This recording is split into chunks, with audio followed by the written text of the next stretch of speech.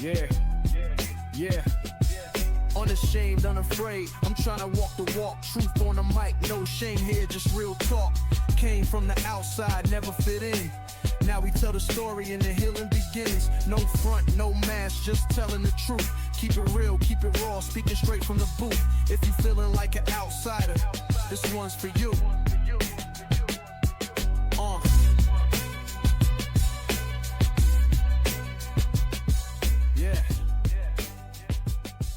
Yeah. Welcome to another episode of Unashamed, Unafraid. We are unashamed of sexual addiction recovery and unafraid of coming unto Christ for healing. Mason, let's check in on recovery, man. How's it going? Yeah, this one's going to be definitely unashamed. It's been rough. Today was kind of rough. I was actually late coming here because I was acting out, and that's hard for me to admit.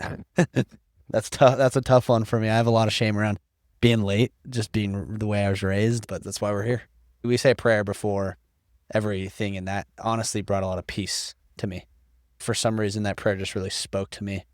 Just saying, like, dude, like, you're here. We're doing what we're supposed to be doing. You have something to give. So that was just a small little sunshine for me. I don't remember what podcast I was listening to, but they were talking about Peter. Yeah. And one of us said, man, Christ must have been so bummed. Like, come on, Peter. You got out on the water, and then you saw the wind boisterous. Like, look what you were doing, man. And the other host was like, no, I don't think he was disappointed at all. I think that Christ was just happy that Peter got out of the boat. So bonus points for getting out of the boat today, man. Sometimes it's all we can do to just show up. Thanks, man. Sam, how you doing, man? I don't know. And that's an honest answer today. I don't know how I'm doing. Something I opened up my eyes to recently, and this was after we did the Drew Boa podcast, was that I'm so emotionally dishonest about how I'm doing. Yeah. I'm doing good, man. I'm doing good. I'm not actually doing good. Yeah. I'm somewhere in between. I don't necessarily know. I think I'm really tired, but I feel optimistic about recovery, how recovery's going. I think I'm learning a lot about how to meet my needs. Nice. But I don't necessarily know how I'm doing today. Thanks for your honesty, man. Well, let's introduce our guest today, Michael Farr.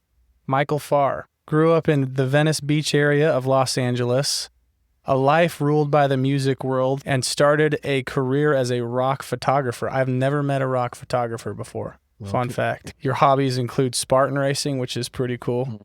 I'd love to hear about how that piece of recovery fits into things. It's an important one, actually. Yeah, that's good. And you're proud to be a father of your son, Wesley, and a dedicated partner to your beautiful wife, Jenny. Michael, how are you, man? Hi, guys. I want to be careful about how I answer that after your share.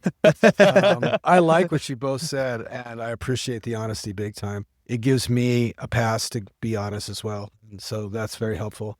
It kind of grounds me in that. I told you guys I was nervous to be here, and it's because I want to be liked. You know, that's a part of my addiction.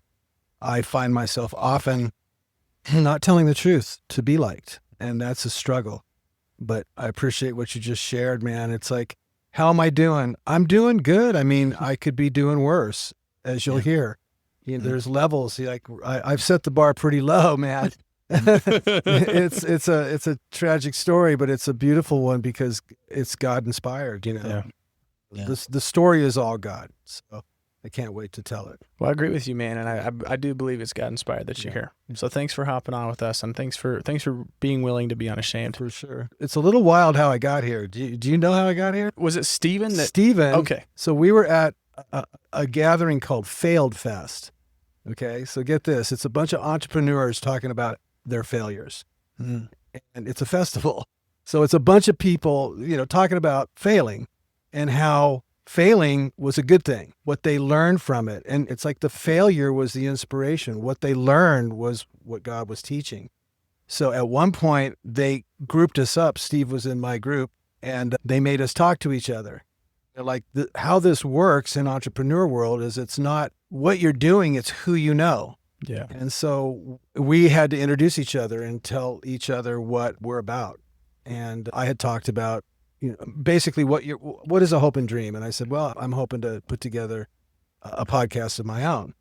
And he's, okay, I'm going to help. I'm going to hook you up with somebody. And then I tried to hook him up with somebody, and, you know, and that's how we met you guys. So. Right. Yeah. That's so cool. It's pretty cool. The people that end up on our podcast aren't here by accident. I'm sure of that. Yeah. Same. So I'm glad you're here, man. Yeah. Thank This you. is cool. Have you started the podcast yet? No, I haven't, but it's coming. It's brewing. So let's hear your story, man. Where should we start? I was born in LA in 1958. My parents were young. By 2, my father had left. And, when dad leaves at 2, your first impression of God is your father. That's father. And if dad leaves, what does that say about God? Yeah. God left. I know internally that hurt. And now having a kid, I can't even imagine what it would feel like for Wesley if I just bounced. That created a schism for me. And by 6, I had a stepdad who, bless his heart, man, he loved my mom enough to try with me, but we did not get along. We had a very contentious relationship. He's a literal rocket scientist. He was spying on Russia during the Cold War. Did he ever say it's not rocket science to you? No, but he often implied directly that I wasn't very bright. And I could understand why. I was just reckless and very defiant. And, when you don't have the dad that you had, you put him on a pedestal and you brutalize the stepdad. And so that poor guy got it. I don't think he really cared for me, and I certainly didn't care for him. And that was nobody's fault. It was just the way it was. Then they had my stepsister. They had a child in the house that I was growing up in, and I just felt isolated, man. I didn't feel part of that family. I knew my mom was trying to make it right. But when you're young, you just get these impressions and they become beliefs, and then the beliefs become your reality.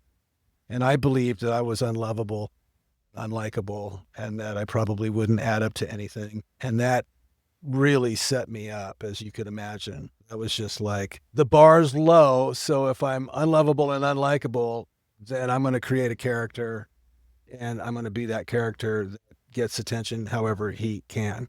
And eventually that evolved into hardcore addiction. It started when I was about 11. All the cool kids were doing it, and I wanted to be cool, as you can see, and we were off to the races. So that's how it began. So tell us about that age, 11. Yeah, so age 11, I'm living in Playa del Rey, which is Venice adjacent.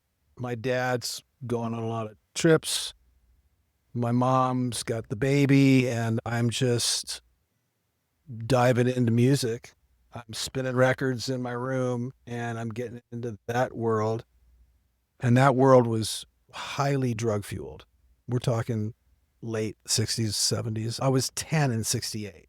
So, I started going to shows. I think my first concert I was 15, and it was the California Jam at Ontario Motor Speedway. It was Black Sabbath, Deep Purple, Emerson, Lake and Palmer, the Eagles. It was this festival. And I'm this kid, man, and my eyes are huge, and the craziest stuff's going on, man. Like, there's a water jug fight, and everybody had these water stations, and they had these gallon jugs, and they just decided when Deep Purple came on stage, everybody just starts throwing them, and it literally looked like a war. These gallon jugs are flying, and if they hit you, they're going to knock you out, And Richie Blackmore gets up, and he stops playing guitar, and he's like, you guys got to knock it off, man. This is insane. And this, literally, there's like spouts of water coming out of these jugs, but it's like a war zone, and I'm a kid. I'm just like, whoa, this is crazy. I'll never forget it. And then at night, the trash cans get lit on fire. Half the audience is on LSD, man, and people are just trippy. And I'm a kid, and I'm like, this is going to be my life. I was so taken by that. For better or worse, I just loved it, and it made me excited, and it made me feel part of something that wasn't like my home. So I just was like, okay, I'm going to buy records, I'm going to learn about bands. And then that lent itself into photography because I was poring over album covers. It turns out my father, who had pretty much been gone, is a wonderful photographer. He passed away just recently, but an incredible artist. art center graduate from LA. So I kind of have it in me, Yeah. you know?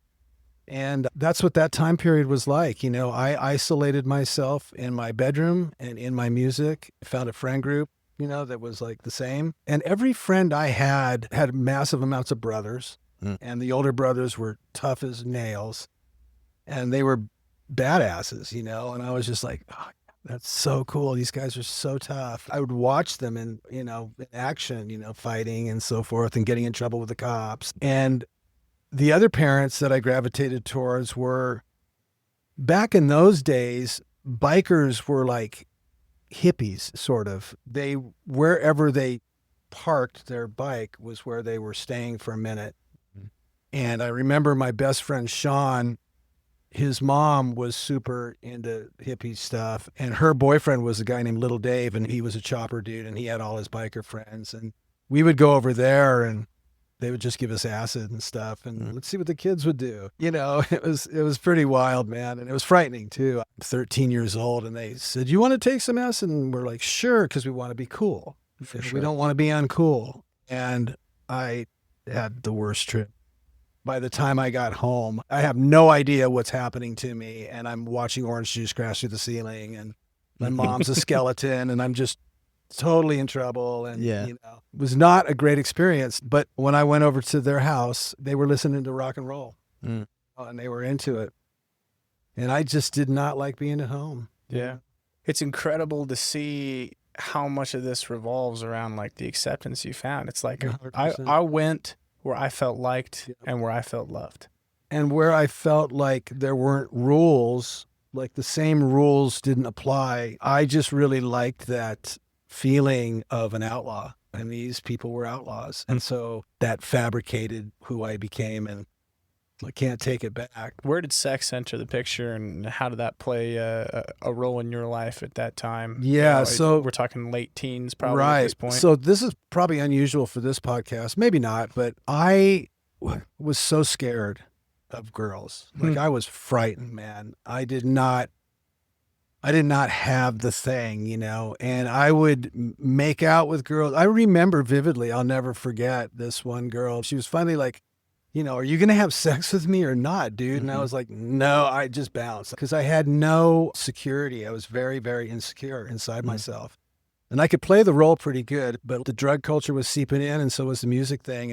And so girls, like I was super late bloomer, man. I don't even know if I had sex in high school. I loved girls. I liked them a lot, you know, but I was super repressed. So when that broke, it was trouble. And once I started getting comfortable, it was just on. Hanging out in Hollywood, sleeping in my car, going to shows, Molly Cruz singing about strip clubs. It was just totally switched on. Once I got into Hollywood and got into that zone, I couldn't get enough. Definitely mistreating girls, you know, for sure. And not even really understanding that that was mistreatment. I got mad, really angry at a girl because she didn't want to have sex with me because she said she had herpes, and I threw a fit. She's totally protecting me. And I threw a fit. I threw her stuff off the balcony of my house and said, "Get out." So, you know, those are amends that I've had to make because of that kind of behavior. And that evolved, man. It just kept getting worse and worse and worse. You know, so my addiction got worse. You know, it was alcohol and an occasional acid trip, maybe some pills, and repressed sexuality. And then it was coke and alcohol, no repressed sexuality, strippers and all that stuff, man. A lot of debauchery. I was hanging out with bands in Hollywood. You know, I was the photographer guy at that point. So I was selling coke a lot, and I needed a job as a front for money that I was making as a young man. You know, my buddies are driving Corvettes, and like, you know, it was obvious. And so we needed to get a front. So I got a job at a camera store. And then I started to really love photography. That thing that my father gave me, right, switched on live. And so now I'm in Marina Del Rey in the 80s, in the heydays, late 70s, early 80s, selling coke at a camera store, buying cameras for cheap and getting film for nothing, and just all of a sudden exploring photography. And now I'm the guy with the camera, the girls like that. And so I'm utilizing it to my sexual advantage. Hey, I'm that photographer guy and I got coke, Yeah. So there was many, many, many, many relationships that were either undesirable, or I was picking a lot of women who also had sexual problems, that they had been raped by their father. All this stuff creates those kind of partnerships. And I truly believe that, like, my insecurities matched. Like they say, when two people have character defects, they match like gears. And, when one person starts to change for the better, that stops matching. That was true in my life too. What does God look like in that? I'm glad you asked that question. My mom was an avid Christian. She was a Jesus for sure person, bless her heart. My dad was a full-on atheist, my stepdad. And I didn't know my father really. I ended up going to Art Center where my dad was. He was a graduate of, and that was super weird when I got to Art Center. And then the first day of orientation, they're like, we're going to have the head of the department come in and say a few words. And my dad walks in. I'm like, you're shitting me. Like, this can't be happening. How did you know it was him? We look exactly alike. And matter of fact, he wanted to kind of keep it a secret. It was impossible. I looked just like him, not surprisingly. And it was like a boot camp. It was really live, breathe, eat photography. It was intense. We had so much work to do that you couldn't survive, like, not passing a particular assignment. And the teachers were all working professionals, and they would literally just throw your board at the wall and, like, punish you. I would see students be like in the hallways crying, and it was intense, man. And I wasn't used to that. I was like this coke kid, rock and roll. Like, I had no idea what that patterning looked like. And so I got a real education that way too. But my dad, he was everybody's father except me. It was because he didn't want people to think I was getting preferential treatment. It was that kind of a hard school. I learned a lot about him when he passed away because I went through his storage locker with my brother. I just think he was an addict too, and he had 5 ex-wives and 3 kids, and he couldn't do it. And I think it's because he never found God. My father's taught me a lot about myself because he didn't break the pattern. He couldn't get free of it. And he died in a very strange way, mostly alone.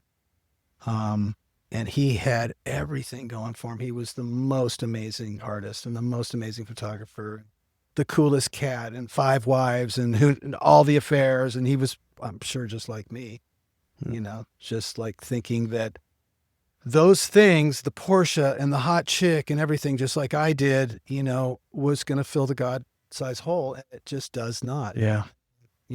Some people don't make it, just really grateful that I'm here now. And, I came to the conclusion, if I don't love myself, what I'm saying is that I don't love God. And if you ask me, do you think God loves you? And I would say yes, then why don't you love yourself would be the follow-up question. It's like, oh, that's a great question. Well, I find it interesting. We asked you, who was God to you at that time? And immediately you started talking about your father. My father. Because I didn't have a higher power at that time. Okay. Like, I had not. My mom was a Christian. My stepdad was an atheist. I was confused by that. And so I just left it alone. And actually, music was my higher power. I mean, I was just doing that. I didn't think too much about it, but I wasn't anti-God. I've always had sort of a certain spirituality inside myself about the world, but I just didn't like myself, man, and so all this stuff evolves out of that principle. The story's so long. I've been sober 20 years, but this started at 11. I'm 68 now. So you do the math, like, it's been a gnarly road for sure. I met a girl on a blind date, a Russian model, and I married her, and we moved to Tahoe to try to, geographic, maybe I can just white picket fence with this woman. And she was a model actress who was just tired of the industry. She kind of saw through it. And I'm like just fresh out of art center wanting to be a rock star. Mm. And so it didn't work. I was driving back and forth from Tahoe to LA a lot. I was getting killer gigs. Embarrassingly enough, I was meeting my heroes in music, but I was a total mess. And one night in particular, I got the honor to photograph a guy named Stevie Vaughan. And after the show, I just threw myself in his dressing room, and I was like, I had heard he had gotten sober, and I was drunk, man. And I'm just like, Stevie, and I'm like, look at all these photos, they're mine, you know, and like trying to pump myself up. And he was the sweetest guy and the nicest guy. And then it just popped out of my mouth. So what's up with this recovery thing? The thing he said made it seem so cool, and I'll never forget it. He was like, look, man, I got a problem. My problem isn't really alcohol or drugs. My problem is Stevie. And I had to find a better way, and I had to find a power greater than me. And even though I was completely wasted, I heard that. And he made me feel like a better person after meeting him. That was remarkable to me. Now, it would be a long time after meeting with him that I got sober. I ended up leaving that wife because I'm banging the, cocktail waitresses, right? Because that's where I'm getting the attention. I'm the rock star photographer dude who's right in between the bands. And it was very intoxicating, man. I mean, there would be all the people and the music and me. So I left her. I ended up moving back to LA from Tahoe. I ended up hooking up with a coke dealer girl, and we called her Wicked Wanda. And she wasn't a wicked person. She just was a party girl, and, moved in with her. I actually had sex with her mom and then had sex with her. Like, that's what it looked like. Dude, man. you were raging, man. Totally out of control. But sex, drugs, and rock and roll turned into sex, drugs, and then it turned into drugs. It eventually just stopped. I mean, I didn't even care. Although I would take a hostage, which is what I called it. And, I would find a girl who wanted drugs as much as me. And then I would, that would be it. The girl, Wanda, had been raped by a taxi cab driver that threatened to kill her puppy if she didn't have sex with him. And so she did. She didn't want her puppy to die. And so she was problematically having sex, but discovered that heroin relieved her of that. And I was like, let's go. That started the bottom. I mean,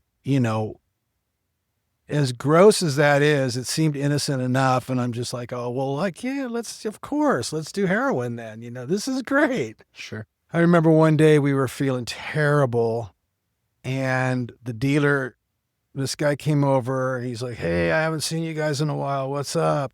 And we're just like, we have the flu. And he starts laughing. And we're just like, dude, it's not funny. We're not feeling well. And he's like, you're just dope sick. And we're like, what are you talking about? And he's like, no, here, just try this, And it was the stereotypical movie scene where we're like, no, man, we're not partying right now. And he's like, it ain't a party anymore. Just try this. And so we did. And we were like, oh, let's have sex. I went from feeling like I couldn't move to wanting to mow the lawn like that. So I was like, okay. My best thinking was just like, well, then we'll just keep doing that. So we were kicking heroin and we didn't know it. We didn't know that was a part of this whole thing. Gotcha. I just, I kept having people coming to my side and trying to help me, and I just couldn't see it. Wanda and my parents did an intervention. So it's bad when your heroin addict, coke dealing girlfriend does an intervention on you. It's not good. Like, she wants you gone, but at the same time kind of wants you to not die. Yeah. At this time, I'm robbing drug dealers. I'm getting guns pointed to my head. It's bad. So things had progressed. They had progressed radically. And I'm just kind of like, now the new normal is that, right? So it's a strange thing when that just becomes the way it is. Yeah. So the progression just becomes like, it's just Just desensitized, right? Yeah, totally desensitized. This is and normal totally life. in the mix, And so the jails started happening. I was getting arrested more because I was doing crime more. I was breaking and entering and doing things like that and getting locked up in different versions of, the Twin Towers in LA, which is a hideous place, man. And, back in those days, you still could have cash money, which was just brutal. I'm getting initiated in that world, And every time I'm like, I'm not going to do this again. Like, I'm going to dedicate myself to this girl or that girl or whoever's there to like scoop me up 100 times. Yeah. I was like, I'm not going to do this again. And within 24 hours, I'm totally doing it again. So how did you find recovery? Well, finally, the intervention happened after a few of these jail terms because I was still with Wanda. And she's like, yeah, dude, you're going to die. And I don't want to be with you anyway. This isn't fun for me. And you're ripping everybody off that I know. And you know what I mean? It was like that. So they do an intervention. They drag me up to Santa Barbara. I think I'm going to lunch. I did enough dope to I fell asleep in the back of the car and I end up in Santa Barbara. And I'm like, oh, cool. We're going to go to lunch in Santa Barbara. And they're like, no, this is your new home. And it was a rehab. Mm-hmm. And it was a place called New House. And they had New House 1, 2, and 3. And I got kicked out of 1 and 3 and ended up in another dope house, stole a checkbook from my landlord and tried to cash a check. And the cops surrounded the building and I went to jail one more time. I ended up the cook for the cops and I had a really good scene. I was on a work farm and I was cooking for the police, which I thought was weird. The work farm is where you work and you have privileges and you can work out, you get a lot of yard and you can get outside and there's weights and stuff. But I was still doing drugs in jail. I just couldn't detach. Like somebody would hey, dude, you want to? And I'd be like, yeah, of course. Where else would I do drugs? And this one guy comes up to me. His name was Rick. God bless Rick, man. He said, hey, man, can I talk to you a minute? And I said, sure. And he goes, look, dude, I see you doing what you're doing in here. And he goes why are you doing it, man? And I'm like, oh, what's it to you, dude? I was kind of upset at him for asking because he's shining a light on me. And he's like, he goes, let me just tell you a story. I got so into drugs that I tried to kill myself. And I drove my car off the 154 bridge and I lived. And he goes, and I found God. I'm going to go to the Salvation Army because they got a program there. And it's free, but you got to work. And I'm like, good for you. I'm totally that's awesome, dude. Now let's stop talking to me, I just couldn't detach. So I'm the cook for the cops and I'm smuggling peppers and salt and I get caught. And they send me down to the tank. The tank is like a general population jail cell situation and you've got a bunch of 6-man cells. So I lose my job. I lose this primo spot that I have in Santa Barbara County. And I end up in this tank and all the dudes there are talking about recovery. We're playing chess and talking about getting sober. And it starts rubbing off, You spend enough time in the barbershop, you're going to want to get a haircut. Sure. Just the conversation, man, I was like, oh, God, this is ugly. That sounds better.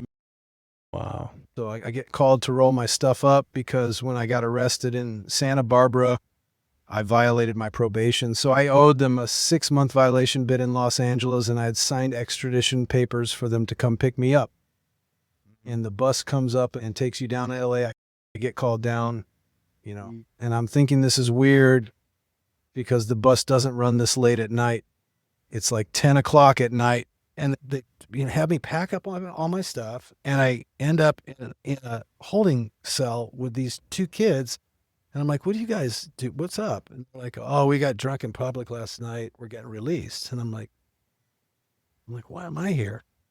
I'm supposed to be going to LA. And they open a door and they hand us our stuff and they're like, later. I'm like, oh my God, I just got let out of here on accident. Shit. And so I call my folks and they're just like, hang up, call again, hang up. You got to collect call from hang up. And I'm like, oh my God, please answer the phone. I'm so screwed here because they're going to totally think I escaped. Mm-hmm. And I don't want to go back. Right. So finally I get a hold of them and they're like, okay, what do you want to do? And I'm like, I need to go to a probation officer somewhere and tell them what happened. And they go to the Salvation Army. So I do exactly that. And I go to the Salvation Army and I talk to the probation and they're just like, we don't know what to do with this. This is crazy. And I'm like, well, any minute now, you're going to get an alarm. And so I go to the Salvation Army and there's Rick. And he's like, bro, and so we hang out a lot. And the probation office finally, the cops roll into the parking lot and they go, Mike Farr. And I'm there and they're just like, wow, weird. He's here. Like that never happens. Yeah. But I've had this change of heart. Some amazing God moments. And one of them was like, I had like a week left at the Salvation Army. We're being talked about God, I'm playing guitar and, I'm like doing stuff with the fellas, and, the captain is talking to us about Jesus and stuff. And when I'm kind of like integrating it. So it happens so that I got a sponsor, I'm doing the work and I get a job at the Salvation Army as a donation truck driver. And now I got guys with me who are fresh like I once was, and I'm getting to talk to them. And it's awesome. I'm doing the deal. And I get an apartment in Carpinteria, California, and I'm surfing and I'm doing all this stuff. And I get into mixed martial arts and I get my career back. This lady donates a camera and I say, hey, could I actually have this camera? Like, is it, she goes, sure, if you want it. So I get a camera and now I start shooting again and I get my career back on track and everything's hunky dory. And one night we get a call on the AA hotline, and it was the sisters, a Catholic church. They want us to come and talk to their kids. They noticed some weed use and stuff, and we're like, yeah, we'd be glad to do that. So we go, and me and my sponsor and another dude, we talk to the kids, and I ask, is there any other questions? And Rick had relapsed and passed away. So my Eskimo died. And it was heartbreaking because he was my buddy. And I knew that he had a kid. And I tell him that story about Rick. And I tell him that, this guy that saved my life ended up relapsing and dying. And this kid raises his hand and it's Rick's kid. Wow. So like it's getting real. And I know that God's in the room. The chances of this happening are astronomically not possible. And yet I get sober, I get my career going, and guess what happens? Just the ego, man, it's just edging God out is what ego looks like for me. And I meet a girl at a Narcotics Anonymous convention and we become a thing. And I knock on her door one day and the door goes open and she's got a needle and a spoon and a balloon. And I throw a fit and I take the needle and I flush it and bend the spoon and throw it in the trash. And I grab the balloon and I put it in my pocket and I'm off to the races. 6-year relapse. And I remember making a decision during that 6-year relapse that like, I'm just going to do this. This is what I do. I'm going to give up on God. I'm going to give it all up because I was right the whole time. I'm no good. Back to the old core beliefs. Yes. So I end up in such a worse place. Now I'm in bed with outlaw biker gangs, famous cartels, buying and selling drugs and guns. And, people are getting hurt around me and it's just a mess. And I end up in this place where I can't actually feel the drugs anymore from the neck up. And one night in particular, I can't seem to get high. And I keep shooting dope. I'm doing cocaine and heroin at the same time. And I suddenly realize that there's something really wrong and I'm in full overdose. And I'm shitting my pants and I can't breathe. It turns out I'd given myself what's called respiratory arrest, which is when your lungs are so full of fluid that it can't support your heart. And I'm freaking out and I'm thinking, oh my God, I can't breathe. I'm going to just throw myself out into public and see what happens. And I get to the door and it's like a literal last gasp effort. If you inhale as much as you can and then try to inhale, that's where I was. And I open the door and there's this guy I know named Jonas and he's standing there and he looks at me and he's like, are you okay? I was thinking about you at breakfast and I thought I'd come by. And I shake my head, no, I can't talk. And he says, do you need to go to the hospital? And I shake my head, yes. And he says, I'll be right back. And he disappears. and he comes running back what seems like eternity. A friend of his had been just keep pulling out of his driveway in a car. Talk about God, man. It's like, so this guy's pulling out of his driveway. Jonas runs up and says, I need your help, man. I got a buddy of mine who needs to get to the hospital right now. And so this guy drives me and Jonas to the hospital, and they pretty much just kind of dump me at the front door. He's having an asthma attack. It's really bad. He needs help. And then they leave. The long story short is I was in a coma for 2 weeks. Wow. And I wake up and I don't recognize the nurse. I don't recognize the room. I don't recognize any of it. And she's like, oh my God, it's a miracle that she's like, oh my God, there you are, and I'm kind of perplexed. I don't know what's going on. And she starts asking me all the questions, like, do you know what time it is? Do you know what day it is? Do you know who's the president? Do you know how long you've been here? And I said to that question, I don't know, like a night? And she says, no, honey, you've been here 2 weeks. And I was like, uh-oh, I know I'm in trouble now. There's something really wrong going on. And the doctor comes running in, and he's in his tennis outfit, and he's just like, no, you're a miracle, dude. We didn't know how to get a hold of anybody. We have no information on you. We were going to John Doe you. We've been keeping you alive in a comatic state. And we know that you're a drug addict. We didn't know that at the time, but we now know it. And we want to help you. And I'm so full flight from reality. I'm asking him, like, is there any legal reason I've got to be here? And he's looking at me like, Benji the dog. He's kind of, huh? And I'm trying to tell him, like, I got stuff going on. And, he's like, I bet you do. But can you just please stay here for 3 days? We want to observe you. We want to make sure you're okay. And I think I stayed for 2. And then I called a girl, and she came and picked me up, and I left. And I left them holding the bill and the whole thing. And I have since made amends for that too, by the way.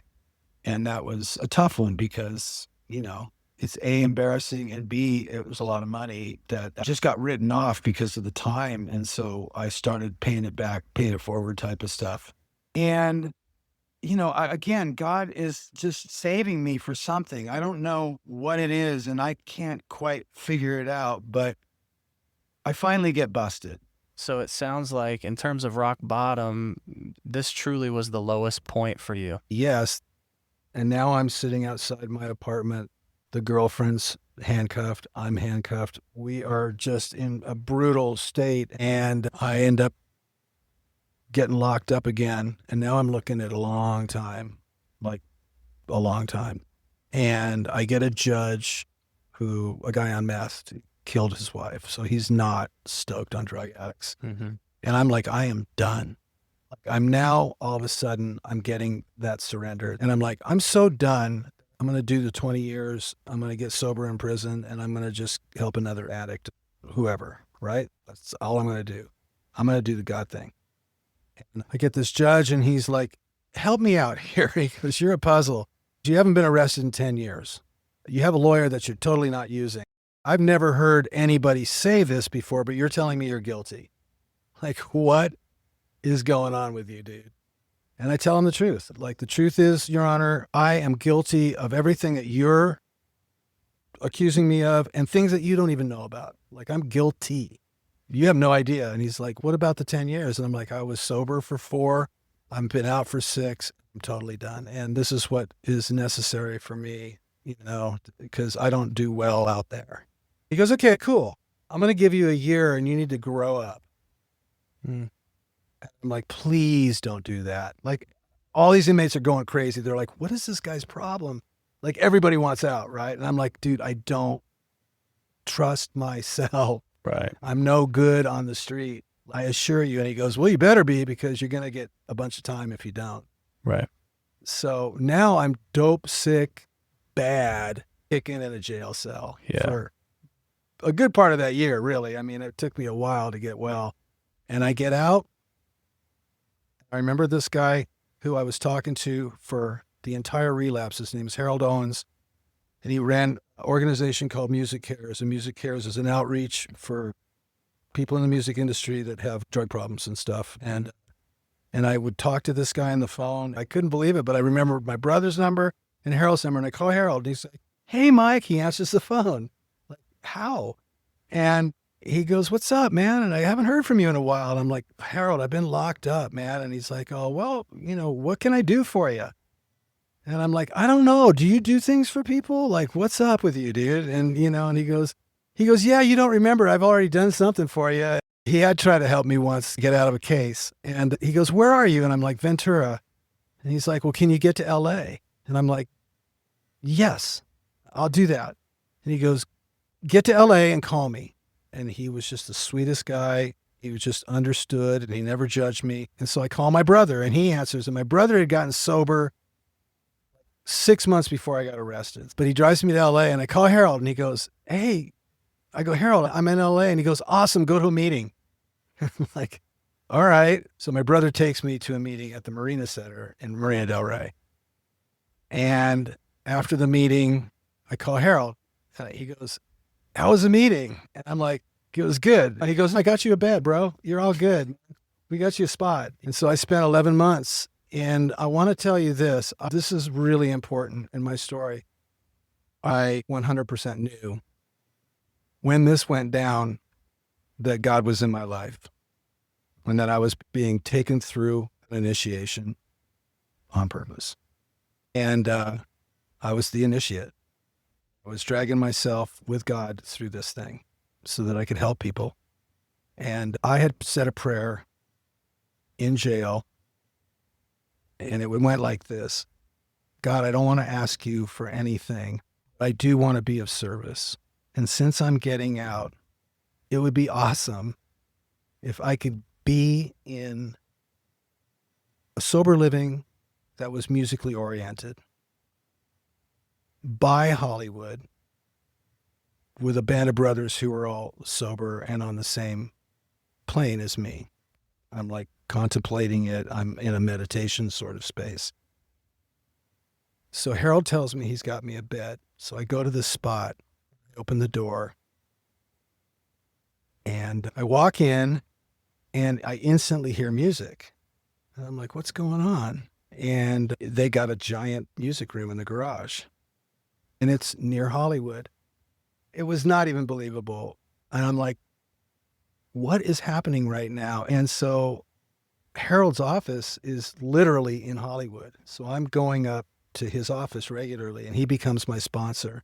So now I'm going to Hollywood regularly like I used to do. I'm in this sober living with dudes that are normal dudes and also dudes that are tip of the spear, and everybody's right sized. We're all just doing this thing and we're doing it with God. And I just knew, man, I knew at that time that this was the path. Everything made sense at that moment. All I have to do is help another suffering human being and it'll all be okay. Wow. And from that time till now, I have started Spartan racing. At 60 years old, I had a kid with my beautiful gal. I crossed the finish line of a 21K Spartan race, 35 obstacles, and my girl says, we're pregnant. And I'm like, this can't, like, me? I'm a dad? How is that possible? I got a job on the Warp Tour, like I told you guys, on the Vans Warp Tour for 10 years as a sober coach for the entire tour. So helping young people on the road for the first time, some of them, like dealing with their demons. And God's just got me in these places. COVID changed a lot of that, but I ended up in some really cool places because I was accountable and I have a higher power, and it's not me. It's not this thing inside of me saying you suck. It's this thing inside of me that says God loves me, so I love me. And that powers my life today. It's pretty rad. He was non-existent when you were younger. You ignored him on and off. You chose him, then you rejected him, and then you chose him again. Who is God to you now? My father, 100% my father. I have this internal belief God is part of me and I'm part of God. And that's what fathers are. My dad is part of me and I'm part of him. I carry all the traits of him, including the bad ones. God is not going to protect me from myself all the time completely, but he's going to walk me through the darkness so I can learn. It's a lesson. I believe if you look at the yin and yang symbol and you spin it, it becomes gray and it becomes neutral. God has put light and dark into our lives so that we can learn. And the learning is often really difficult. And that's why I picked the song that I picked. Your song is Human Mind by Mavis Staples. Did I say that right? Yeah, Mavis Staples. It's a very seemingly sad song until you really listen to it. She talks about being human and recognizing how difficult life is, and recognizing that sometimes you're going to cry, and then recognizing that God gives you those tears because it's pure love, that you feel that pain because you love. I became orphaned in the last couple of years. I lost all my family, not at one time. They just died one after another. She talks about that too. And she talks about understanding the love that she has for the family that she didn't really like maybe at that time, but that she still has grown to love them. And then she thanks God for the beautiful mind of being able to think about these things. It's a touching song. I heard it and it made me cry, which is rare. I just don't cry. And I'm driving my car and I'm crying before this song. And I'm like, okay, thanks, Lord. You got me. Once again, God inspired. Guys, thanks for watching. Find us on social media at Unashamed, Unafraid. You can get access to our bonus content and become an outsider on unashamedunafraid.com. Subscribe to our YouTube channel, and if this was helpful to you, it'll probably be helpful to someone else. So take some time right now to share it with a friend. Thanks again for watching, and until next time, continue to live unashamed. Here is Human Mind by Mavis Staples. I deal in love, baby, in good words, baby, from above. Ain't always easy to supply, but I ain't giving up, baby.